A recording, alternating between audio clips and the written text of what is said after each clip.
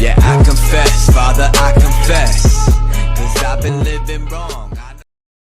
안녕하십니까, 크블코트입니다. 오늘은 오리온의 외국 선수 제프 위디를 분석해 보았습니다. 제가 2K 농구 게임을 좋아하는데 이번 시즌 외국 선수들의 능력치가 2K에서는 어느 정도일까 궁금했습니다. 그래서 찾아본 결과 2K17에서 제프 위디 선수가 74점으로 가장 높았습니다. 개인적으로는 의외의 결과였는데요. 그 외에 다른 구단 선수들 점수를 살펴보면 전자랜드 햄리십스 71점, KGC 얼클락 70점, 현대모비스 션롱, KT 마커스 데릭슨 69점, 삼성 아이제야 힉스, SK 자밀원이, KCC 타일러 데이비스가 68점으로 나타났습니다. 참고로 지난 시즌 KBL에서 뛰었던 오누아쿠와 맥컬러 선수도 69점이었습니다. 2K 점수에 의하면 지난 시즌 외국 선수와 이번 시즌 외국 선수 간의 레벨 차이가 크게 없다는 평가입니다.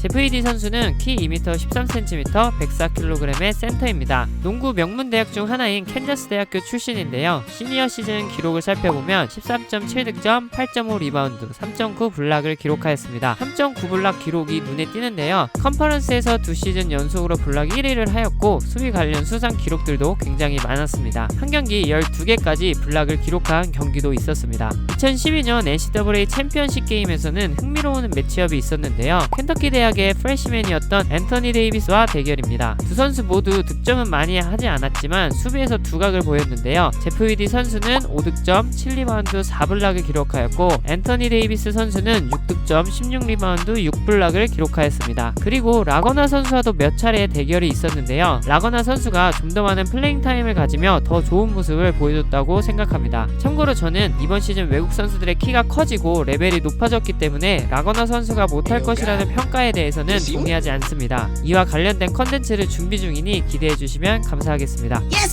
대학교 졸업 후 2014 NBA 드래프트에서 포틀랜드에 지명되었지만 곧바로 뉴올리언스로 트레이드됩니다. 이후 제프 위디 선수는 NBA에서 총 5시즌을 뛰었는데요. 커리어 평균 3.2득점, 2.5 리바운드를 기록하였습니다. 이후 터키, 그리스, 이스라엘에서 커리어를 이어나갔습니다. 지난 시즌은 이스라엘 아이로니네스 치오나 팀에서 13.8득점, 10.7 리바운드, 2.6블락을 기록하였습니다. 블락 기록은 역시 리그 1위였습니다. 지금부터는 경기 영상과 스카우팅 리포트, 시너지 데이터를 통한 위디 선수의 장단점을 말씀드리겠습니다. 최근 경기 플레이를 보기 위해서 지난 시즌 FIBA 유럽컵 풀 경기 영상을 참고하였습니다.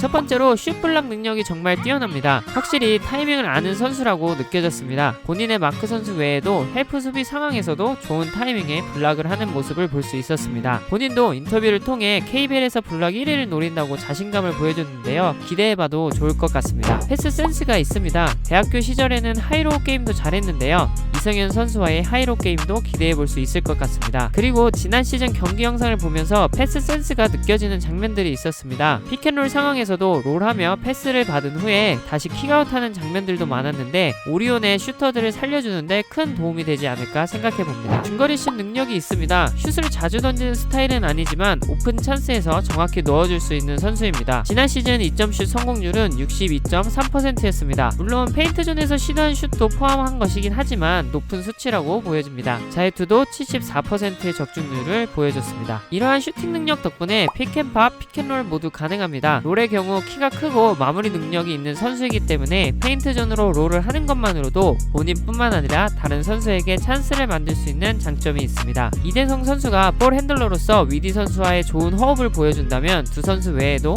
외곽에 찬스를 많이 만들어낼 수 있을 것 같습니다. 포스트업 공격도 준수합니다. 백다운 공격, 페이스업 모두 가능합니다. 하지만 많은 득점을 기대하기는 어려울 것 같습니다. 대학 시절만 봤을 때는 포스트에서도 좋은 모습을 보여줬지만 지난 시즌 영상에서는 기대한 것보다는 조금 아쉬웠습니다. 포스트업 공격 자체가 거의 없었습니다. 여러가지 이유가 있겠지만 전성기보다 폼이 많이 떨어졌다는 평가가 많고 농구 트렌드의 변화와 팀에서의 역할 차이일 수도 있을 것 같습니다. 하지만 KBL의 1옵션 외국 선수라면 좀 더 적극적인 자세가 필요할 것 같습니다. 한 가지 아쉬운 점이 더 있는데 힘에서 부족하다는 느낌을 많이 받았습니다. 상대를 쉽게 밀고 들어가지 못합니다. 그래도 슈터치가 나쁘지 않아 자리만 잘 잡고 패스만 잘 들어온다면 득점을 만들어내는 데는 능력이 있는 선수라고 생각합니다. 힘이 부족해서 조금 아쉬운 점은 리바운드에서도 나타납니다. 상대에게 자리를 뺏기거나 리바운드를 잡기 위해 적극적으로 몸싸움하는 모습을 항상 찾아볼 수 없었습니다. 개인적으로 경기 영상을 보면서 키가 커서 리바운드를 잡는다는 생각이 들었습니다. 트랜지션 상황에서 자주 참여하는 모습은 보이지 않았습니다.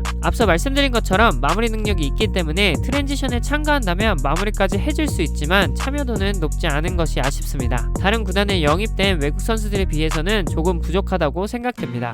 또 다른 부족한 부분도 운동 능력 중 하나인데요. 스피드와 순발력이 조금 아쉽습니다. 이러한 단점은 먼저 가로 수비에서 나타납니다. 외곽에서 가드나 빠른 빅맨을 막을 때는 쉽게 뚫리는 모습을 볼 수 있었습니다. 또한 포스트에서도 스텝이 빠른 선수들에겐 약한 모습을 보여줬습니다. 스카우팅 리포트에서도 아쉽다고 평가한 부분인데요. 뛰어난 세로 수비에 비해선 조금 아쉬운 부분입니다. 이러한 단점은 수비 범위에서도 나타납니다. 앞서 말씀드린 것처럼 블락슛이 좋지만 그 능력은 페인트 존에서만 두드러집니다. 발이 느리기 때문에 클로즈아웃이 빠르지 않고 로테이션이 느립니다. 즉 좁은 구역에서 좋은 수비수지만 넓은 수비 구역에서는 조금 아쉬운 수비수라는 생각이 듭니다. 여러 스카우팅 리포트에서도 픽앤롤 수비 시 해치 이후 백이 느리고 외곽 수비에서는 많이 부족하다는 평가가 많았습니다. 하지만 제프 위디의 수비 이해도가 좋기 때문에 이런 약점을 어느 정도 커버할 수 있다고 봅니다. 그래서 오리온에서 지역방어를 사용한다면 좋은 모습을 보여줄 수 있다고도 생각합니다. 종합적으로 봤을 때 위디에게 바라는 것이 많은 득점보다는 수비에서 중심을 잡아주고 공격에서는 스크리너의 역할을 통해 스페이싱 농구를 하기 위함이 아닐까 생각합니다. 센터 포지션에 선수가 없는 오리온에서는 분명히 이승현 선수의 부담을 덜어주기 위한 목적도 있었을 텐데요. 공격에서는 국내 선수의 활약이 더욱 중요해지지 않을까 생각합니다. 이번 시즌 최장신인 제프 위디 선수 얼마나 좋은 활약을 할지 기대가 됩니다. 다음에도 더 좋은 컨텐츠로 찾아뵙겠습니다. 감사합니다.